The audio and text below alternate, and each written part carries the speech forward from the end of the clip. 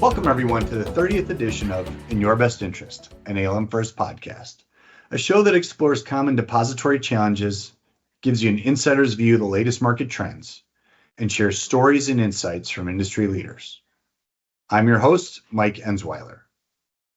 Credit union mergers are complex, with integration being a critical yet challenging phase, especially as many pursue strategic partnerships to stay competitive and better serve their members. On the 28th episode, we explored credit union M&A industry trends, finding the right merger partner, and sealing the deal.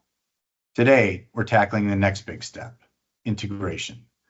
Once the ink's dry, how do you bring two organizations together, uniting people, members, systems, operations, facilities, and the list goes on, while keeping the mission and momentum alive? I'm joined by Dave Kraus, President and CEO of UniWyo Credit Union, who recently led a merger with Reliant Federal Credit Union and has had some time to reflect on how it went, and John Murata, Managing Director at ALM First, who heads our integration consulting practice. Now let's get to it and unpack the best practices for making M&A integration a success. Dave and John, welcome to the show. Thanks so much, Mike. Thanks for having me. Thanks, Mike. So, it was fun. Last time we had a podcast, we talked how do you find a merger partner? How do you incorporate in this strategic planning? All of the things that kind of go into getting a deal done. But now the deal is done. And Dave, you have recent experience with this. And John, you've been through this many, many times. I'm excited to sit down and talk with you a little bit more about this because I'm sure this is an area that is not only a hot topic in credit union land, but people are always looking for insights and best practices. So maybe let's start with you, Dave, since this is, pretty recent. Tell us a little bit about the merger you finished recently and how it went. Sure. It's a little bit further behind us. We actually were legal in April of 23, and then we did our data conversion in August of 23. But that's just the start. It was a lot of work getting up to that point, and we were about 500 million. So UniWyo Credit Union in Laramie, Wyoming, and then we merged with Reliant Federal Credit Union in Casper, so center of the state, and they were about 200 million. So it was a big deal for us. I mean, it was similarly sized organizations, and so Steve, the former CEO, he and I had been talking for years about this process. These are years-long conversations, and it just wasn't ever the right time. As he was approaching retirement, we started having some more in-depth conversations, and then we have a picture of all of us at a Mexican restaurant. We met kind of in a town halfway between our two markets, and we had lunch and had a bunch of discussions with all of our teams, and that was in January of 21 when we actually started those conversations. So we're doing great now. It's behind us and we finally feel in a good place, but it's some heavy lifting. It was probably, I would say for almost all of our team, it was probably the hardest thing that they'd done professionally.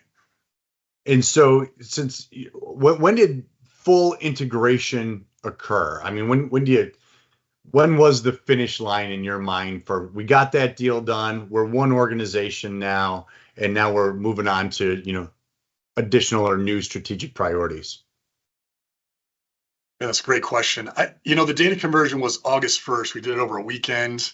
You think that was sort of it, right? But we were both on Scimitar. We were on the same core. So that was nice. We didn't have to do a lot of training. Yeah. But I would say it was a solid 6 months until you sort of felt like, okay, we're doing things better. I think one of the biggest challenges is you think that you're going to optimize all these things when you're doing a merger. Like, okay, we're going to pick the best vendor for this, and we're going to pick the best process for that. And we're going to, there's UniWyo's process, Reliance process. What's the best one?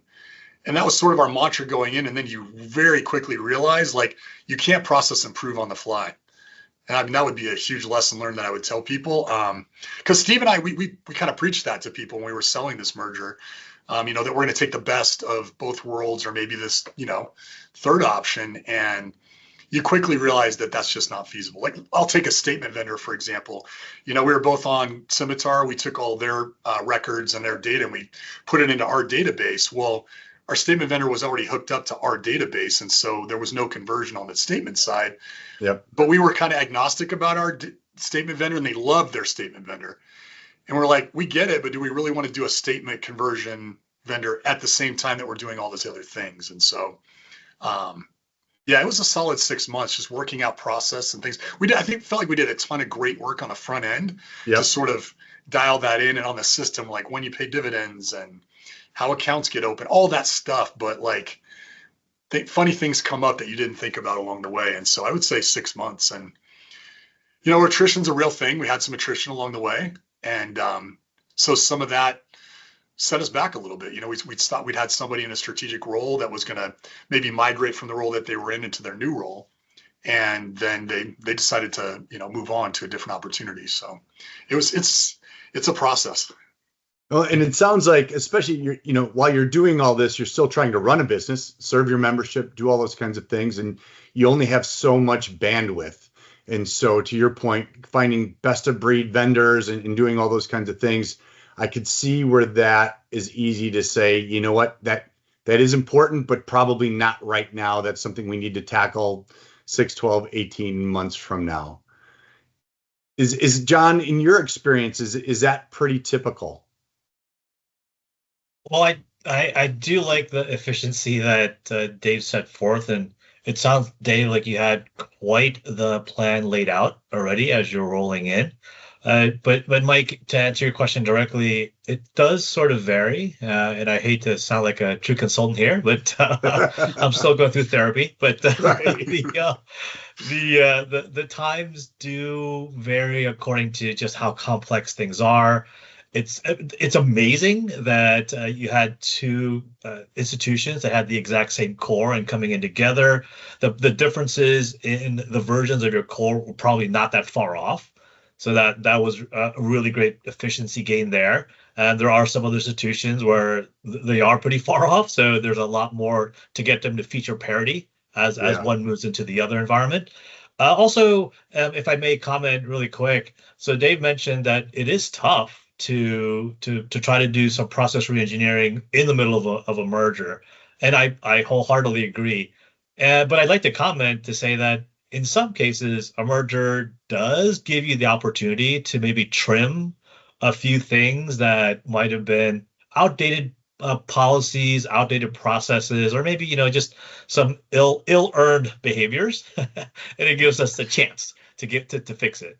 So I would say that also could contribute to added length, but also at the end of the day, totally agree both of you that it's about driving that true value proposition to our members. So wholeheartedly take that time to do it right, because it just pays off dividends later on.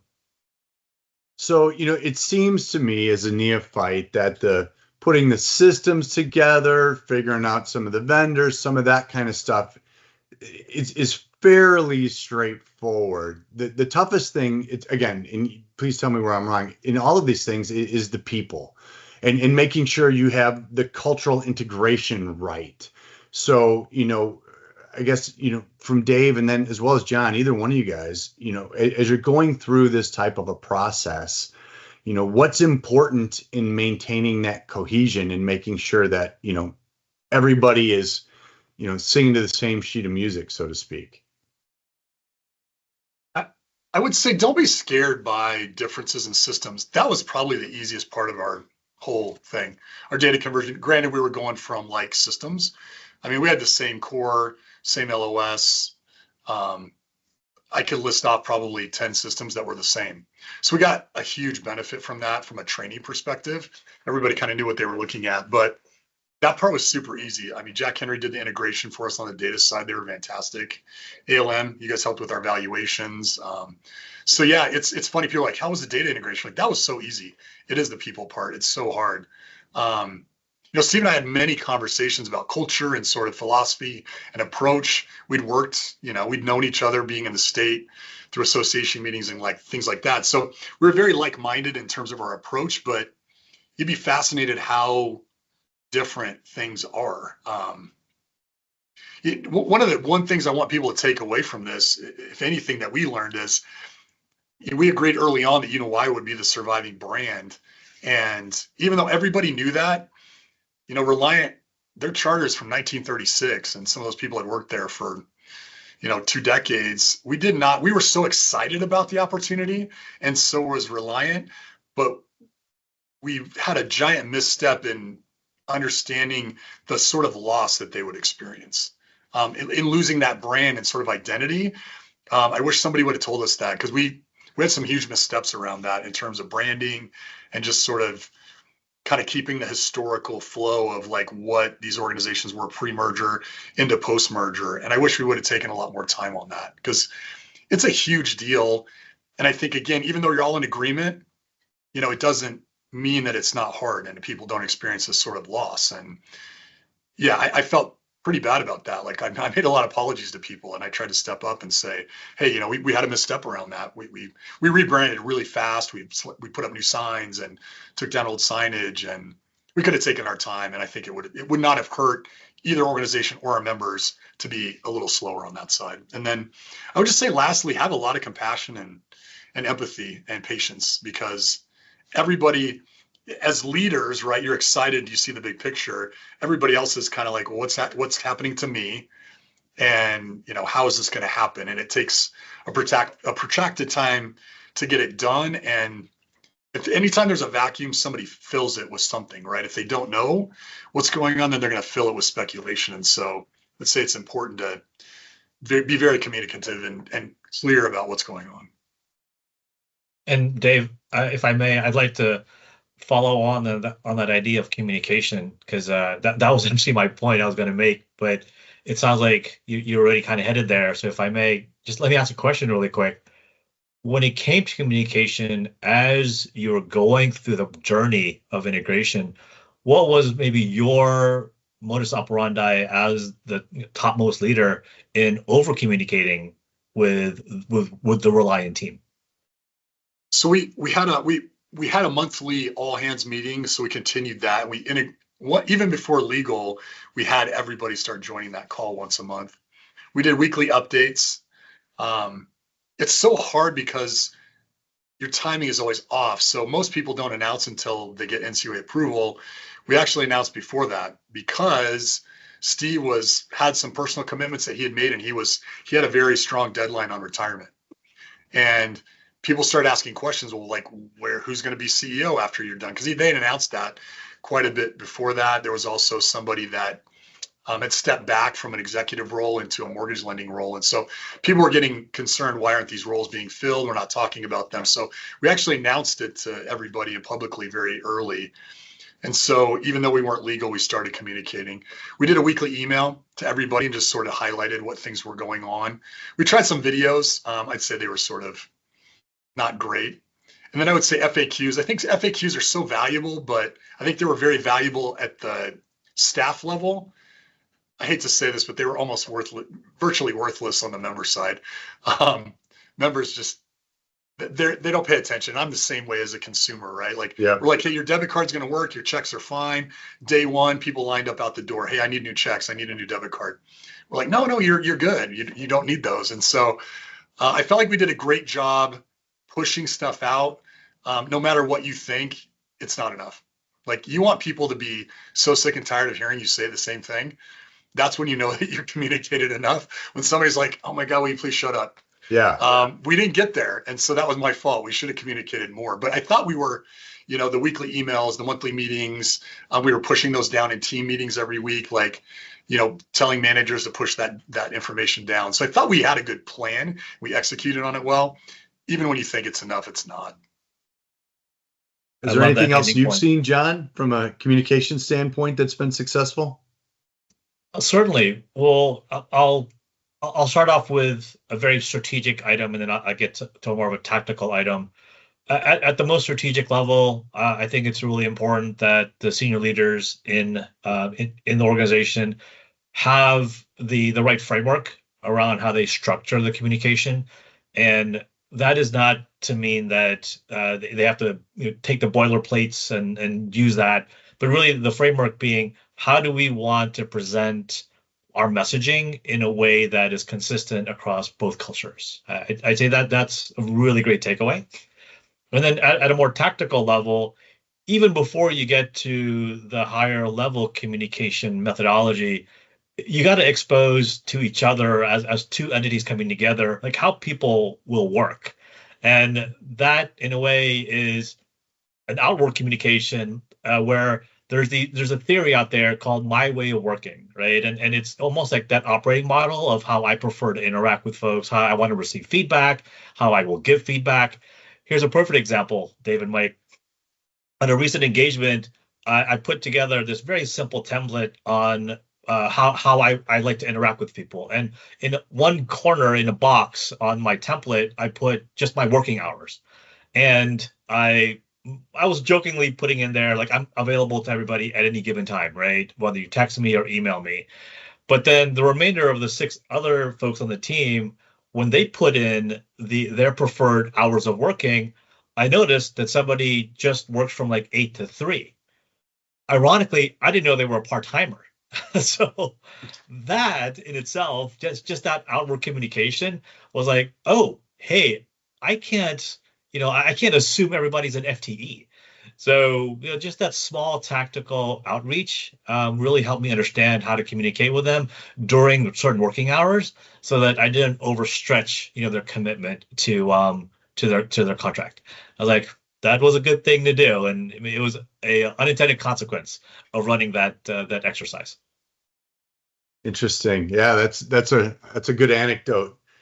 So, Dave, you touched on something I'd maybe like to expand on a little bit. You said, the FAQs for your members probably weren't that helpful.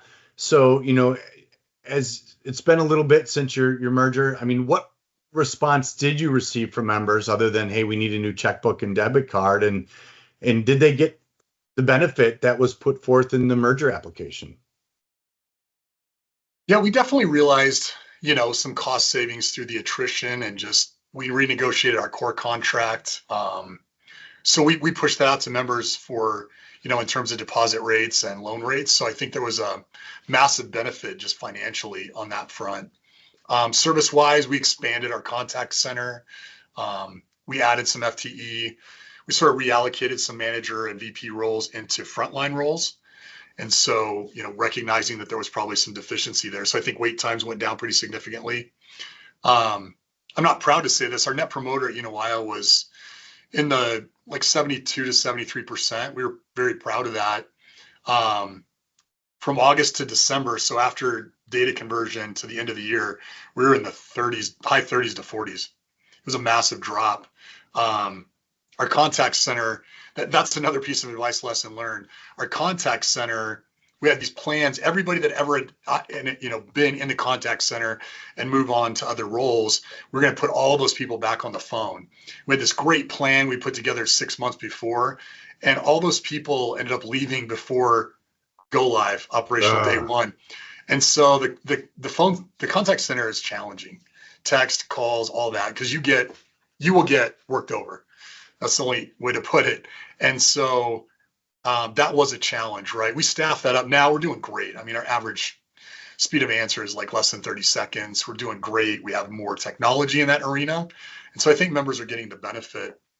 I would tell other people when you merge, we'd get complaints. I mean, I take calls. I'll talk to any member. I'm happy to, and I like to. But people would call and complain on both sides, so Uniwile and Reliant, about things that didn't change. We're like, well, that didn't actually change because of the merger. It was the same as it's always been. And so it's just people don't like change, right? And so it's nice when you get over that hump, and everybody does. You'll get to the point where if people really don't like the things that happened or that changed, they'll leave as members and employees. But now we're in such a great spot. Our membership is great. We're getting a ton of kudos out of Casper. I mean, that was the biggest change from our mid-state markets that Reliant was in, because they went through the name change. They had the changes. And so, but I think, yeah, it's really good now. We get compliments. I think we tried really hard to make everything positive.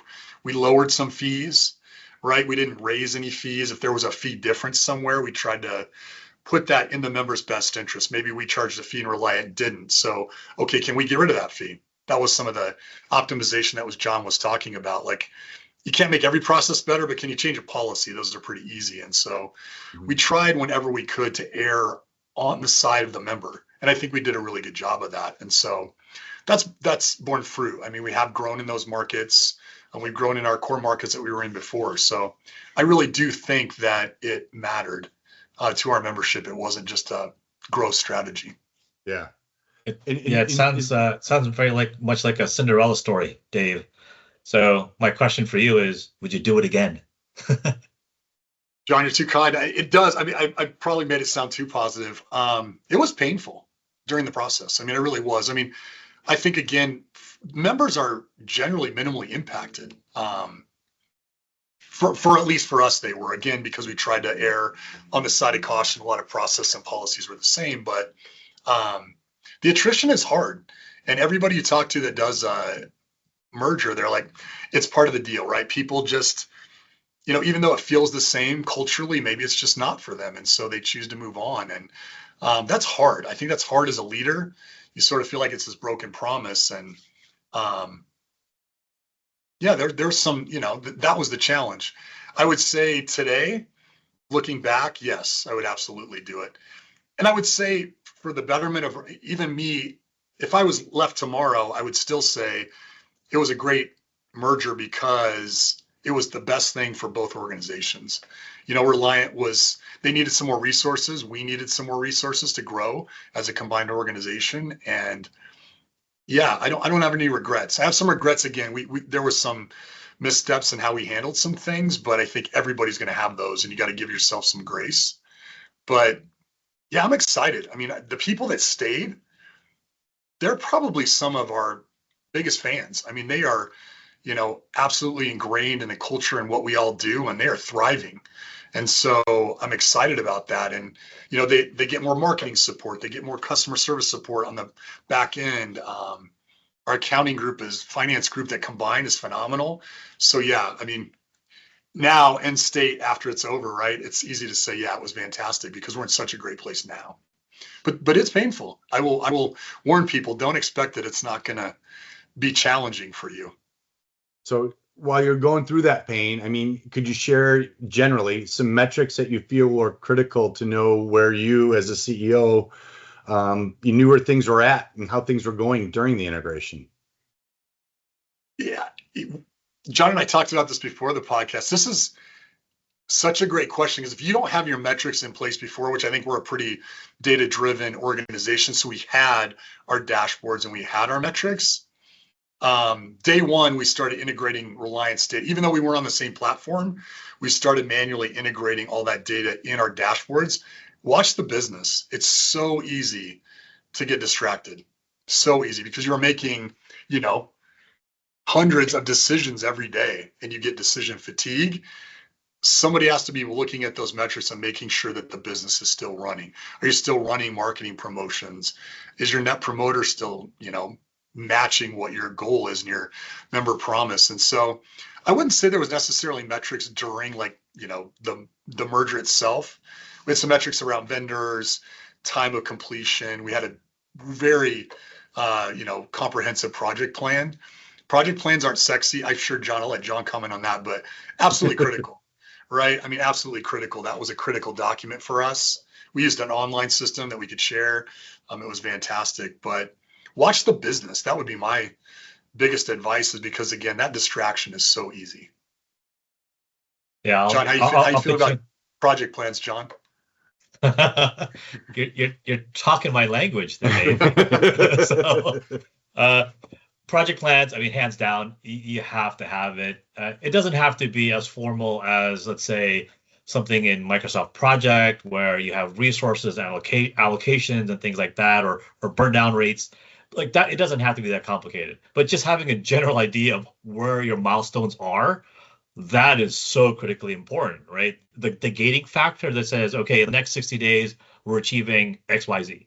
Okay, bang. How do we get there? Are we marching towards the same North Star?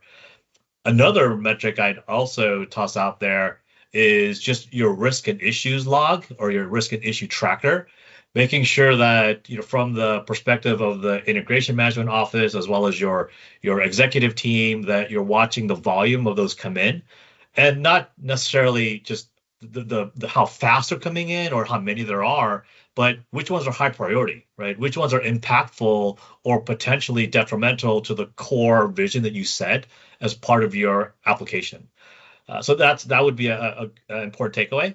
And then the last one is scope. I would say that a merger can be a long running endeavor or a journey.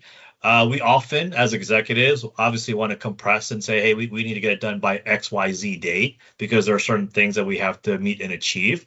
So if you do that, then that's your scope, right? And if you exceed or start to push against that, then you have to have that conversation, that honest and open conversation that says, well, what did we miss?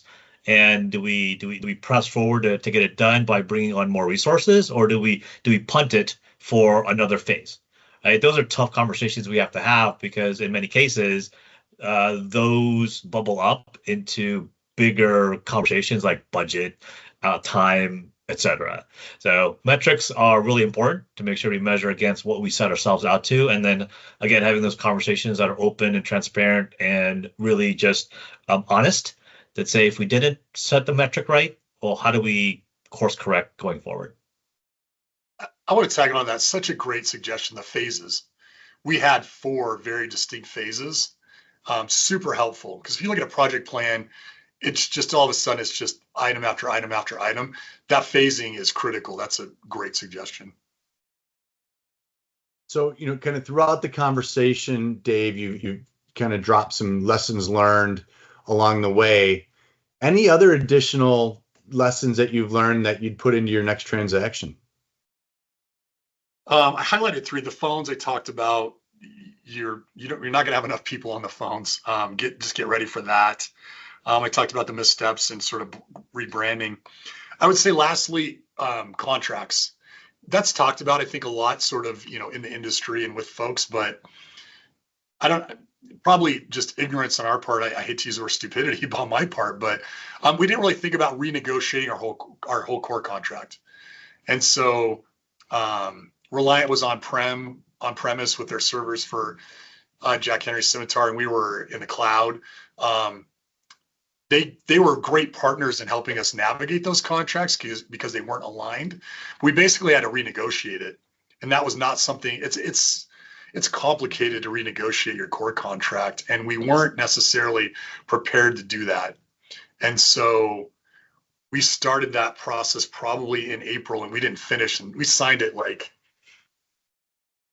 July 25th or something and did data conversion on August 1st. Like it was that drawn out. And so, some firms want to use a third party to help them negotiate those contracts. We didn't have time to engage in that. So I would really say be ready for that because that was challenging because it's a big contract. We use a lot of their services. And so figuring those out, which ones to keep. I would also tell you, watch your invoice post-merger. And we got billed for a lot of Reliant stuff that was done and over after the fact. And then I'd say just walk around, be able to gauge people's stress, right? We talked about metrics and all of that. I mean, trust your gut. That's a great metric. Go around and talk to people and see if they're fried. Tell them to take an afternoon off. Like the work will be there on Monday. Once you go hang out with your kids today and get a little peace because that will be a huge metric for you too. People will get a little overwhelmed and burn out. So. Oh, that's great. Well, as our time, comes to a close, I've got a couple of more questions for you, gentlemen. The first one is, what should we be talking about or what should I have asked you that I haven't yet? And I'd like to ask that to both you guys. So feel free to jump in, whoever is ready to answer. Dave, you want me to go first? Sure, go, John. I got one that just popped in my head immediately. So, Mike, though, the one thing I think most people don't consider, but is critically important to complementing culture and the continuation of culture, is the capture, the care, the saving of key artifacts during your entire journey. And I'm going to focus on one particular one, which is really simple, but people forget to do it, which is just take photos, right? Take photos of when teams are hanging out together as one, right, at a restaurant, or your key milestone achievements and your quick wins, and you're just celebrating, or even just pop into a conference room where everyone's just like heads down and just snap a quick photo. It's these things that define your culture, not so much as, what were you, and then, what are you now, but just the journey that everyone's going through together. Because what I found is that when we don't consider that, then we've lost that historical context. And that's really important, because as you continue to grow, you want to have that. So that's one thing I recommend folks look at. And we don't ask each other of that too often, but certainly we could. So over to you, Dave. What do you think? Such a great suggestion. I wish you would have told me that 2 years ago. Such a great suggestion. I would say it's so funny, the superpower of credit unions we all talk about is collaboration. We ask credit unions for job descriptions and how they're handling a situation or what their experience with a vendor is. If they're not in your market, we're all pretty open to sharing. We didn't do a good job of that. I don't know why. We collaborate with lots of other credit unions, but we didn't reach out to ones that had already merged and get some lessons learned. And I feel like there's a lot of literature and, things out there about various things that are going on in the industry, but finding like a project plan or a checklist or something like that, even off the bat, is kind of challenging. So yeah, reach out to your friends in other states or, other markets that you're not in, and ask them for some help. And then lastly, I would say it's expensive, but don't be afraid to hire vendors to help you. Obviously, ALM offers that service. Jack Henry, we wouldn't have gotten our data conversion done on our own. I can tell you that right now with absolute certainty. Don't be afraid of the price tag. It'll be a little bit of sticker shock, but it will bear dividends. We had no regrets about the money that we spent on partners helping us with the integration. Any final closing thoughts, gentlemen? Well, for me, Dave, you're so generous with your comment. I really appreciate it. One area that I would love to add on to, which is the reach out. That is you're such a futuristic leader. You have a lot of experience and maturity to reach out to others. I think if I were to close out on one particular comment, I think we need to do more of these. We need to find ways that we bring practitioners who've gone through a transaction and a merger. Like, we need to share more. So Dave, maybe you and I could figure out a way to find something on LinkedIn. We could create a LinkedIn group together. We could be the founding members and just like get it out there, add people to it, and we can all start sharing. That would be awesome. I'm happy to. I just appreciate your guys' time. I hope somebody gets some. If somebody listens, there's some good nuggets in this conversation that we've had. So hopefully somebody takes a few of them away. Well, I appreciate your time, gentlemen, and thank you for joining us today and sharing your insights on ensuring success in a merger integration. Mike, John, thanks. Yep. Take care, guys. As we conclude our discussion on merger integration, it's clear that strategic planning and thoughtful execution are essential for credit unions navigating this complex process. The conversation with Dave and John highlighted several critical factors that determine integration success. Their experiences offer valuable guidance for institutions considering similar strategic moves in today's evolving financial landscape. The three key takeaways I got from today's conversation: first, while systems integration presents technical challenges, the greater hurdle is cultural integration, particularly addressing the emotional impact of brand changes and acknowledging the sense of loss that team members may experience during this transition. Second, communication must be constant, consistent, and comprehensive throughout the integration journey. As Dave emphasized, even when you think it's enough, it's not, highlighting the importance of transparent messaging at all levels. And lastly, maintaining business focus during integration requires establishing clear metrics, developing phased project plans, and supporting staff well-being, all while continuing to prioritize excellent member service. We hope this discussion provided valuable perspective as you evaluate your own strategic opportunities and partnership possibilities. We have a robust conference webinar schedule, so be sure to visit our website for more details on these, as well as our Education Hub and Resource Center for recorded webinars, articles, and more. Thank you for joining us today, and as always, stay safe, stay healthy, and thank you for listening to In Your Best Interests, an ALM First podcast.